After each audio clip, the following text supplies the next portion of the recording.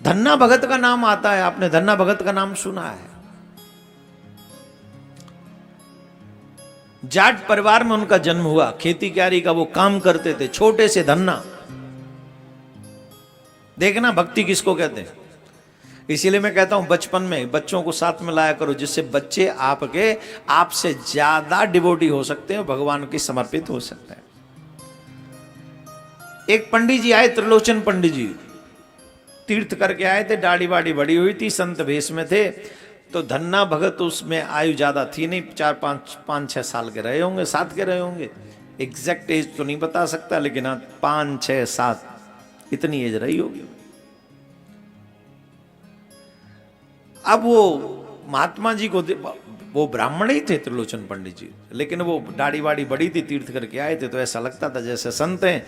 तो उन संतों को वो संत समझ के उनको प्रणाम करता था, उनको नमन करता था। पंडित जी वहां मंदिर में ठहरे हुए थे, तो वो क्या करते थे, नित्य शालिग्राम का पूजन करते थे। क्या करते थे? शालिग्राम का पूजन करते थे।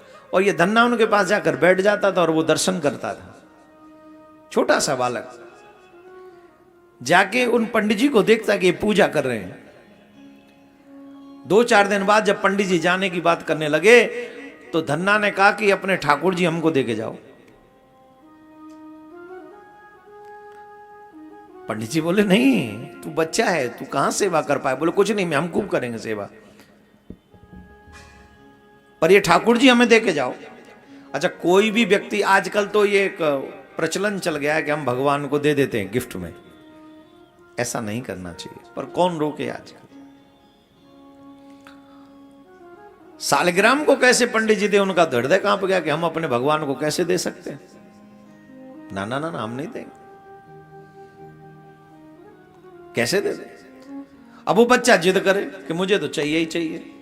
अब माँ बाप ने भी मना किया, हम जाट आदमी हैं, हम पे खेती क्यारी से फुर्सत नहीं है, हम पे ठाकुर जी की पूजा आती नहीं है, ये तो ये काम ब्राह्मणों का ही ठीक है, वो पूजा पत्री सब अच्छे से ढंग से करते हैं, हमसे नहीं बन पड़ेगा ये। हम तो दूर से ही प्रणाम कर ले, नमन कर ले, भजन कर ले, याद कर ले, यही पर्याप्त है। बोले नहीं नहीं, मुझे तो ठाकुर सेवा चाहिए, जिद करके बैठ गए। गांव वाले लोगों ने कहा पंडित जी क्या करोगे। बोले क्या करें, समझ में नहीं यार, ठाकुर जी तो नहीं दें। बोले ऐसा मत करो, बालक को बहकाना कोई बड़ी बात थोड़ी है, कोई उपाय करो जिससे बालक भी बहल जाए और ठाकुर जी की सेवा में उससे अपराध भी ना हो। बोले ठीक। तो एक नदी पे स्नान करने के लिए गए और वहां से बहुत काला सा मोटा सा एक पत्थर उठा लाए, और पंडित जी ने क्या किया, उसे ऊंचे पे बैठाला, पत्थर को ऊंचे स्थान पे उसको बैठाला, और वो जो थे पहले से जो प्रमुख जिनकी पूजा वो करते थे उन्हें नीचे बैठाल दिया। पूजा कर रहे थे, वो बालक फिर आके रोने लगा, महाराज जी ये हमें भगवान हमें चाहिए, भगवान हमें चाहिए, भगवान जी हमें दे दो, हमें दे दो। तो अब देखा 2 भगवान है, एक नीचे बैठे हुए, एक ऊपर बैठे हुए। तो बोले पंडित जी ठीक है, अच्छा बता कौन से भगवान चाहिए। बोले कौन से मतलब। बोले एक तो राजा भगवान है और एक सेवक भगवान है।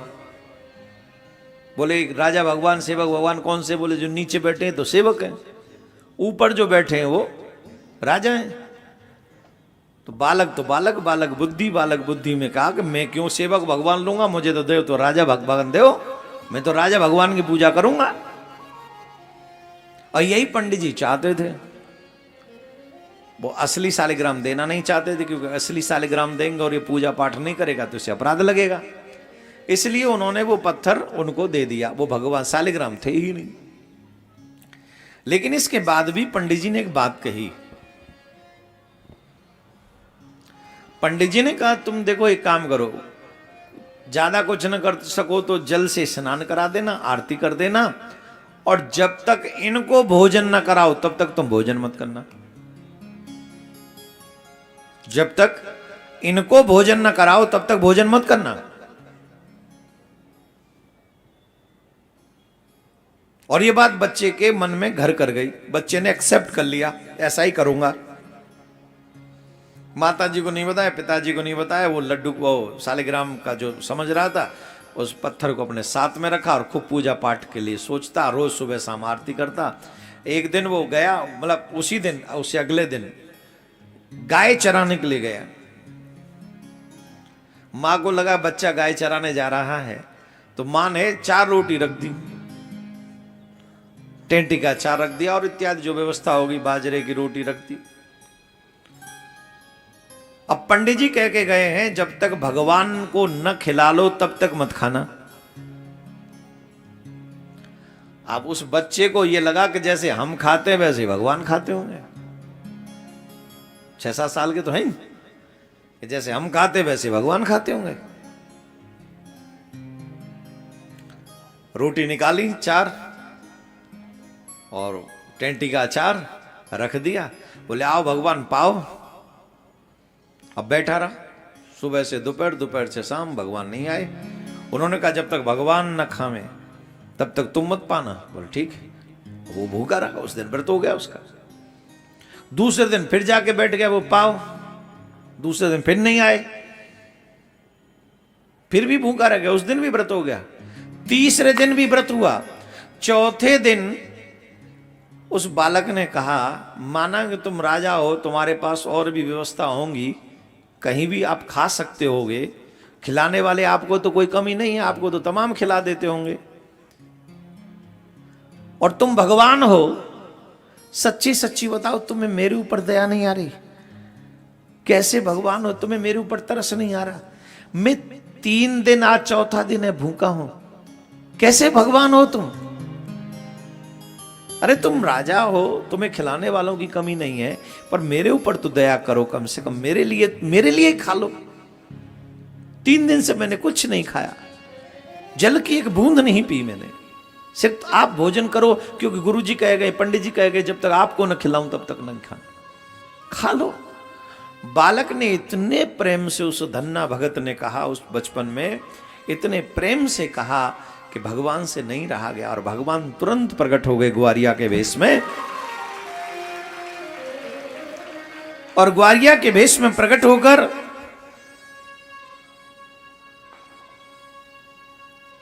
भगवान ने कहा, ला भैया भूख लग रही, ला लेके।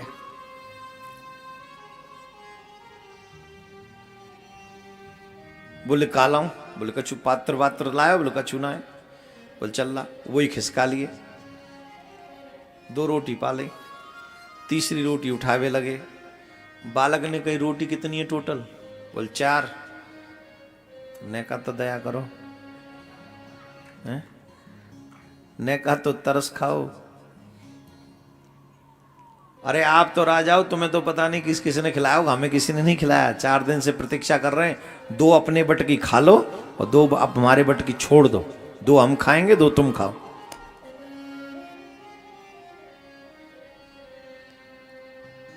बोलो राधे राधे। भगवान ने 2 रोटी खाई और 2 रोटी धन्ना ने खाई। उसी में से यह है प्रेम भगवान का, भक्तों का प्रेम भगवान के प्रति। अब ऐसे ही कुछ दिन चलते रहे, बीच में जाके काशी में आए, वो दीक्षा भी ले ली भगवान की, भगवान के कहने से। एक दिन वही त्रिलोचन पंडित जी आए, तो तब तक धन्ना भगत 14-15 साल के हो गए थे, हष्ट पुष्ट हो गए थे। तो एक दिन धन्ना भगत से जब मिले वो, तो उन्होंने कहा, अरे वाह धन्ना, वाह भाई, बड़े अच्छे हो गए, अब तो बड़े तिलक विलक लगा लिए तुमने। बोले गुरु जी की दीक्षा ले लिए, तो इसलिए अब सब बड़ी कृपा है भगवान की।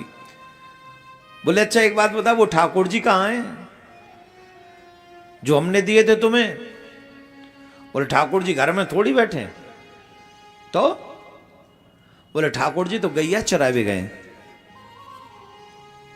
ध्यान से सुनना, एक द्वापर युग में माँ यशोदा की गैया, बाबा नंद की गैया कन्हैया ने चराई, भगवान ने चराई। एक कलयुग में धन्ना भगत की गैया गोविंद ने चराई। इसी कलयुग में चराई है। जो लोग कहते हैं ना भगवान नहीं है, यहां वो बात सिद्ध हो जाती है, नाच न जाने आंगन टेढ़ो। हृदय में शुद्धता है नहीं, पवित्रता है नहीं, भगवान के विषय में जानकारी नहीं, मिलना चाहते नहीं, ऊपर से भगवान को दोष दे दिया कि वो भगवान मिलते नहीं। इसी कलिकाल में भगवान धन्ना भगत की गाय चराते हैं, गाय चराते इसी कलिकाल में। पंडित जी पूछ रहे हैं अरे वो भगवान कहाँ हैं? बोले भगवान घर में थोड़ी बैठे, तो भगवान तो गैया चरावे गए। अब पंडित जी बोले बाबरी कैसी बाबरी बात कर रहे हो, भगवान को गैया चराते होंगे, भगवान तो मंदिर में ही बैठे। अरे बोले तुम्हारे भगवान होंगे मंदिर में, हमारा भगवान तो गैया चरा रहे हो। बोले सांची? बोले हाँ। वो मुंह मिला के लाई, कहां तेरे भगवान, चलो चलो। धन्ना भगत उन पंडित जी को लेके गए जो पंडित जी थे ठाकुर जी प्रेम से लिए थे। अब पंडित जी ने पूछी कहां है तेरे भगवान? बोल तुम्हें दिख रहे ना वो ठाड़े वहां पेड़ के नीचे, गैया वो चल रही, देखो बोले। पंडित जी बोले पागल बना रहे हो, मुंह तो कोई ना दिख रहा हो यहाँ गैयान के सिवाय। अरे यही है देखो तो सही, गैयान के पीछे तो ठाड़े। पंडित जी को यह विश्वास हो गया कि इसको तो दिख रहे हैं पर मुझे नहीं दिख रहे। पंडित जी रोने लगे, चीखने लगे। पंडित जी ने कहा कि मेरे से क्या अपराध हो गया, मैं तो नित्य सालग्राम की पूजा करता हूं, आप मुझे दर्शन नहीं दे रहे और आप इस बालक को दर्शन दे चुके। अगर आपने मुझे दर्शन नहीं दिया तो मैं आत्मदाह कर लूंगा। आकाशवाणी हुई पंडित जी, इस बच्चे की तरह तुम्हारा मन निर्मल नहीं है, तुम्हारा मन सरल नहीं है। जब इस बच्चे की तरह तुम्हारा मन निर्मल हो जाएगा तो मैं तुम्हें मिलूंगा। बोले कैसे होगा मेरा मन निर्मल, कृपा करके बताओ। बोले अगर तुम मुझे देखना चाहते हो तो इस भक्त धन्ना को अपनी गोद में बिठा लो, तुम्हें मैं अभी दिखता हूं।